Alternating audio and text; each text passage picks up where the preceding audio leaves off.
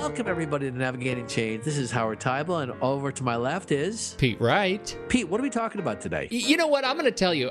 We had this conversation 2 weeks ago on mission, vision, and strategic planning and the strategic planning process.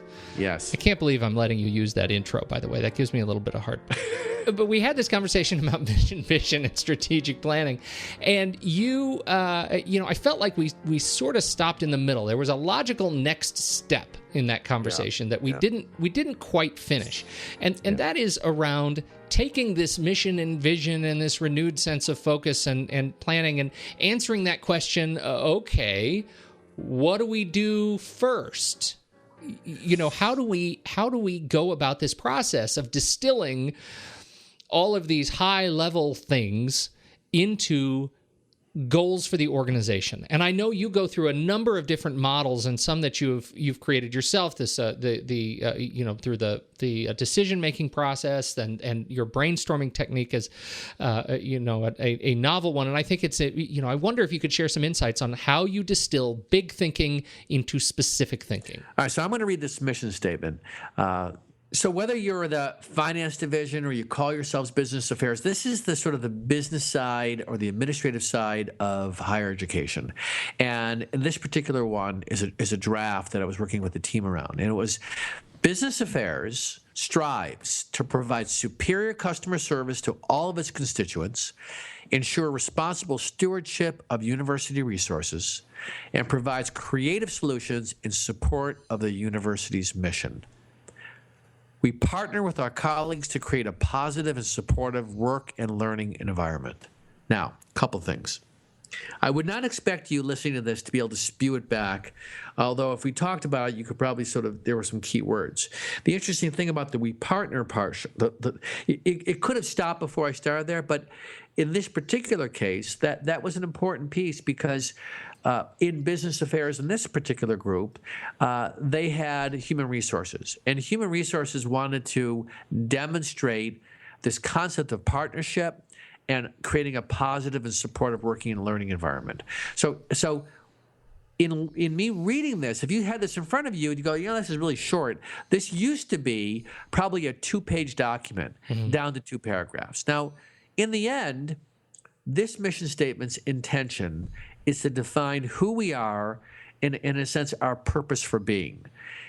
The very next logical question that you ask with a revised or updated or newly created mission statement is, all right, how do we do that, right? Those are your goals. Right. And what's interesting about the nature of this work is you don't necessarily have to do a mission statement to have goals. You do have to have goals.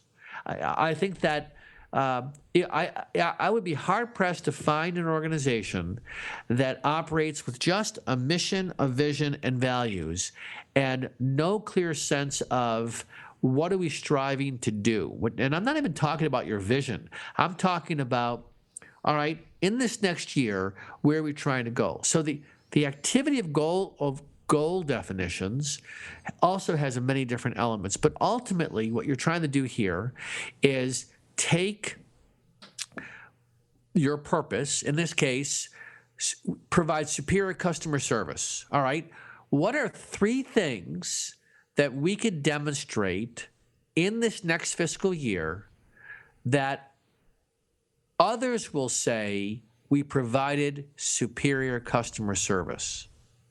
Now, if you listen to the words I just used, they're very intentional. 3 things, because in my view, there's never one, right? 4 is too many because no one can remember 4. 2 often is 2 can work sometimes, but 3 is often a very good number to say, because what it does by definition is it forces you to say, all right, if it's not 5, what are my priorities? That's the only reason 3 is a great thing to throw out there when you're trying to do goal setting. What are the 3 goals? No, but I got 5. Great. Pick your 3, because you're not going to be able to do all 5 anyways, right? Okay.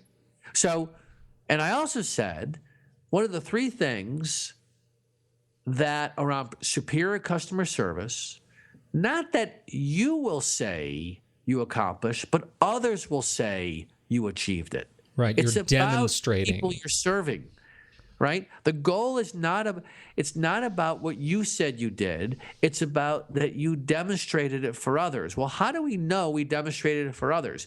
We have to frame it in a way that we're going to look on the other side of this and say, all right, did we accomplish these goals? We do not do that, by the way, most of the time. Most of our goals they come off as self-serving. They're Yes. not, but they come off like that. Well, and that was my next question. Like, how many of these sort of great mission and vision statements actually tie so explicitly? Because that's what I'm seeing here. They really tie explicitly in your example to the mission vision statements. But how many of these do you see actually going that next step and tying those into their daily demonstrable goals?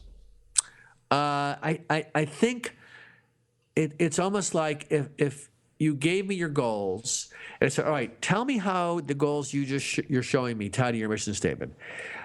You'd be able to, in many cases, justify or find an inkling of where they tie in, but there's not enough intentionality to tying the goals back to the mission, because the argument is, or the excuse is, you know what, that mission statement isn't current. Yeah. Right. Well, and okay, go ahead. And not only is the mission statement not current, to make it current would require having the right people in the room to have that conversation, and then be willing to have boundaries around the conversation. And the boundaries, the hard one is, the reason mission statements stink, for the most part, is because we have to make everybody happy. So when you read a mission statement, if there are 10 people that were part of it, each one of them want to see what they think is important in the mission statement. And instead of being willing to say, you know what, let's not be all things to all people, we want this to be memorable. That's by the way, how you cut out all the fat, is you say to people, make sure it's memorable. So in the absence of a updated mission statement, we write goals that are consistent with what we believe we should be doing, or maybe a new strategic plan. And I think the right thing to do, but we just got to be willing to put the time in, is to have a 2-hour mission statement conversation. This is who we are. This is what we're serving. And be willing to say it has to be memorable. And then say, and the purpose of this is so that we can write goals that support that mission. When you walk into an institution and you read the mission and everybody seems happy about it, and then you look at these goals and the goals don't tie to the mission, the example I'm thinking of is, you walk. I'm looking at a set of goals from an operational arm, and they say, well, these goals don't seem to tie to the mission you just said you stand for. So the daily activity, the percentage of daily activity that ties to the mission of your department, those two things are not in alignment. And the response is, well, those are operational goals. I mean, those are, my manager says I still have to file the TPS reports, whether or not we have a new mission statement. That's right. How do you handle that kind of cognitive dissonance or operational dissonance? Oh, it's a great question. So when I think about making progress in that conversation, it all comes down to the leader of that group's capacity and willingness to step back and ask some tough questions and be willing to uncover that they in this case do not have alignment between their mission and their goals. And one of the reasons why I think we allow that to be is because it is so commonplace that it does not stand out to have misalignment between our mission and goals. We've been living with it for so long that we have a pretty low standard for integrating the two. And like I said, it takes commitment and leadership I was saying in front of a group the other day, I was thinking about who uses us, and it's occurring to me more and more that organizations that use what we do and how we help are those that are ready for change. Those that are not ready for change, they don't use us, and the truth is, we cannot do a very good job helping people or groups where there isn't a commitment to something new or different. You're wasting your money. Right. Well, and it comes, doesn't it, then to a not just one person who's ready for change. Even if it's not the president who's ready for change, there has to be a sort of locus of influence among sort of a body that senses the organization is ready for change. Like, what does that mean? How do you define ready for change? Because I go back to my example, it's that one sort of manager who says, well, I don't really care about the new mission. We still have business to do.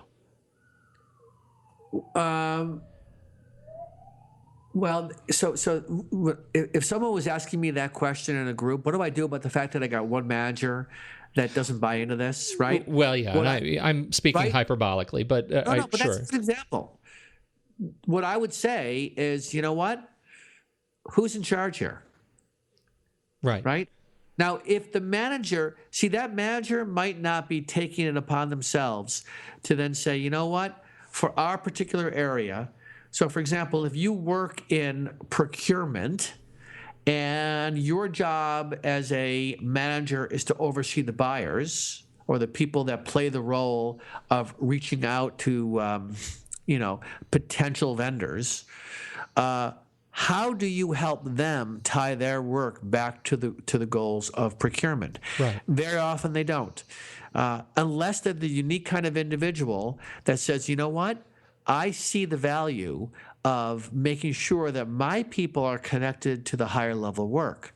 And the truth is, it's a choice. And we let things slide, which is why we have such a low level of accountability in organizations, because we let that kind of stuff go. We let people not have to raise their work to the level of being strategic. And it's because it's hard work. Not difficult, but it requires a willingness to be in an ambiguous conversation, right? When I put a mission statement in front of a group and I say, all right, this has been your mission statement for the last 2 years. What do you think? And they're not inspired. So how about if we rewrite it?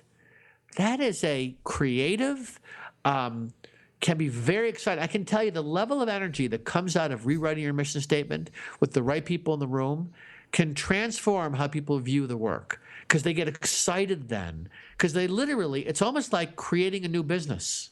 Right. When you write a mission statement for a department, you walk out of there going, you know what? I now know, I'm now going to tell a story to my people why we do what we do. We didn't have a good way of doing that before. It was stale.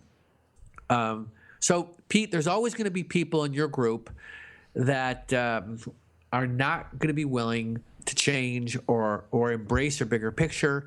And if you're the leader of that group, you're either going to, you're either going to say, you know what, I'm going to pick my battles. And in this case, I'm not going to go after this person who is not really getting their group tied to the larger work, or you're going to make it a requirement. And you're going to say, listen, this is my standard. So this is all about raising the bar. And I think that the conversation here about tying mission to goals and goals to actions is the place for most leaders to look, because that's where at the end of the year, when you look back, you're going to either have made the impact that you wanted, or you're not, and often you're not because you haven't defined the right goals or you didn't manage them properly. So I love the way you put that. I had a manager at one point who in our end of year review used to say this. He said, I'd like you to look back at what you did this year and tell me whether or not you just did stuff or if you accomplished stuff. That's great. Did you just sit around and do what you needed to do, or did you really accomplish something? That's exactly right. Yeah. That is, and I think that there's this work, when I say it's hard, the truth is, it's a better word is it's not hard. You need to focus. Right. And focus in this case is not about being able to check off your list. Focus is about stepping back. The work that we're talking about here, tying missions to goals to actions, is about making the effort to step back and ask some big questions about who we are and get consensus around that, defining some high-level goals, 3, so people prioritize, and then hold people accountable by saying who's going to do what by when. And this is the kind of work that we love to do, and I think we're really good at. Outstanding, and an outstanding way to wrap that up. You said something in there that is, I don't know if it was my expertise in leading questions or your expertise in reading my obscure questions, but things get this way because we let things slip as leaders. When they get bad, it's because we let them slip. I think we have to end on that point because there is a reason we get to where we get. And when we have frustration... Yeah, I love it. And here's why I love it, because anybody listening to this has to ask themselves, they're saying one of two things. This is a great reminder that I'm on the right track, or I need to wake up. Or I'm never listening to this podcast again. Or I'm never listening to Pete again. Hey, thank you, Howard, this was a good follow-up. I appreciate you doing this. This is a topic that is close to my heart. I love talking about this stuff with you. Are you going to take us out? Is that what you think? You bring us in. You're going to take us out. I forgot how the end goes. Yeah, you do the ending. don't even you bother. Do so well. Hey, I can't do it. Everybody, thank you for listening to this show. You can find us at TeibelInc.com. You can listen to all the past episodes of the show. You can subscribe to the show in iTunes. It's free. It's a great way to make sure you don't miss a single episode. And you can follow us on Twitter at Howard Teibel. He's particularly when he's in conference mode. That Howard Teibel is all over Twitter, and he's active and excited to engage. So it's a great place to engage with us too. You can find me at Pete Wright. Would love to hear from you. So on behalf of handsome Howard Teibel, I'm Pete Wright. We'll catch you next week on Navigating Change, the podcast from Teibel Inc.